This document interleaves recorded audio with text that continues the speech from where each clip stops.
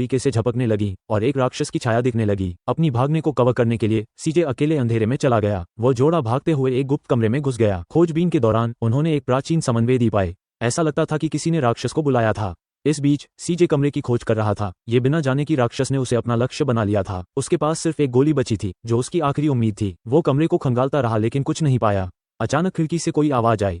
सीजे ने डरते हुए अपनी बंदूक ऊपर की और ध्यान से देखा तो 2 खून के पूल हवा में तैरते हुए दिखे। कांपते हुए उसने नजर डाली और एक हल्की सी काया को कोने में खड़ा पाया। सीजे ने जल्दी से अपनी आंखें खोली, उंगलियां हिलाने की कोशिश की लेकिन उसके शरीर ने कोई प्रतिक्रिया नहीं दी। ऊपर सीढ़ियों पर नजर डाली तो कामी और मैडलिन उसे चुपचाप देख रहे थे और मैडलिन धीरे धीरे उसकी ओर बढ़ी। सीजे का शरीर डर से कांपने लगा लेकिन वो कुछ कर न सका। जल्द ही बर्फीली चेहरे वाली मैडलिन सीढ़ियां उतरकर नीचे आई और उसे धीरे से उठाया। वह दर्दनाक चीख मारा और उसका चेहरा धीरे धीरे मुरझाने लगा, सूखा कंकाल बनकर अंधेरे में खींच लिया गया। हन्ना और ड्रू गुप्त कमरे से बाहर आए और छत अचानक अंधेरे में ढक गई। दोनों बेतहाशा स्टडी की ओर दौड़े। राक्षस उनके पीछे था। ड्रू ने दरवाजे पर जोर से दस्तक दी, अपने पिता को पुकारते हुए। महत्वपूर्ण क्षण में उसने अंधेरे का सामना किया। घबराए हुए जोड़े को देखकर चार्ल्स ने पूछा कि